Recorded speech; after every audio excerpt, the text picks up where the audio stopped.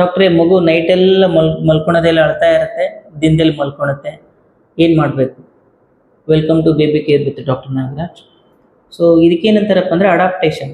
Usually ನಾವು ಭೂಮಿಯಲ್ಲಿ ಬದುಕ್ತಾ ಇದ್ದೀವಿ, ಸಡನ್ನಾಗಿ ನಮ್ಮ ಮಂಗಳ ಗ್ರಹ ಹೋಗ್ಬಿಟ್ಟಂದ್ರೆ ಅಲ್ಲಿ ಎನ್ವಿರಾನ್ಮೆಂಟಿಗೆ ಅಡ್ಜಸ್ಟ್ಮೆಂಟ್ ಆಗುತ್ತೆ, ಟೈಮ್ ಇರ್ತದೆ. ಸಿಮಿಲರ್ಲಿ ಏನಾಗುತ್ತೆ ಅಂದರೆ ಮಗು 9 ತಿಂಗಳ ತಾಯಿ ಹೊಟ್ಟೆಯಲ್ಲಿರುತ್ತೆ, ಅಲ್ಲಿ ಎನ್ವಿರಾನ್ಮೆಂಟ್ ಬೇರೆ. ಮಗು ಕಣ್ಣು ಓಪನ್ ಮಾಡಿದ್ರೆ ಫುಲ್ಲು ರೆಡ್ ಕಲರ್ ಎನ್ವಿರಾನ್ಮೆಂಟ್ ಇರುತ್ತೆ. ಮಗು ಕಂಟಿನ್ಯೂಸ್ ಆಗಿ ತಾಯಿ heart sound, Bhogal sounds, body ತಾಯಿ ಮೂಮೆಂಟ್ಸು, ವೈಬ್ರೇಷನ್ಸ್ ಎಲ್ಲ ಕೇಳ್ತಾ ಇರುತ್ತೆ. ಸಡನ್ನಾಗಿ ಮಗು ಹುಟ್ಟಿ ಹೊರಗಡೆ ಬಂದ್ಕೊಳ್ಳಿ ಅದೆಲ್ಲ ಲಾಸ್ ಆಗುತ್ತೆ.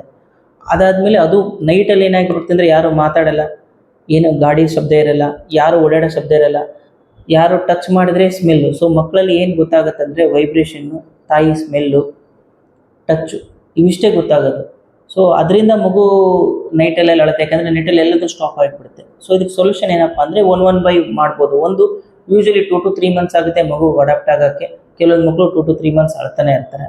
ಇನ್ನೊಂದು ಏನಪ್ಪ ಅಂದರೆ ಏನು ಮಾಡಿದ್ರೆ ನಾವು ಅವಾಯ್ಡ್ ಮಾಡ್ಬೋದು ಅಂದರೆ, ಒಂದು ಟಚ್ಚು, ಮಗುನ ಮಲ್ಕೊಂಡು ಕೈ ಹಿಡಿದು ಟಚ್ ಮಾಡಿ ಮಲ್ಕೊಂಡ್ರೆ ಸ್ವಲ್ಪ ಟಚ್ ಇದ್ದರೆ ಅದು ಮಗು ಸೇಫ್ಟಿ ಅನಿಸುತ್ತೆ. ಸೆಕೆಂಡ್ ಒಂದು ಸ್ಮೆಲ್ಲು.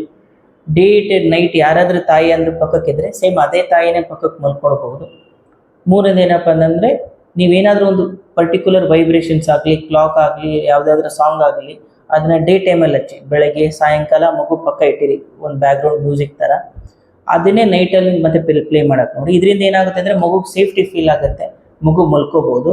ಮಗು ಇಷ್ಟು ಮಾಡಿದರೂ ಮಲ್ಕೊತಿಲ್ಲ ಅಂದರೆ 2 to 3 ಮಂತ್ಸು ಸೊ ಕಷ್ಟಪಡಲೇಬೇಕಾಗುತ್ತೆ.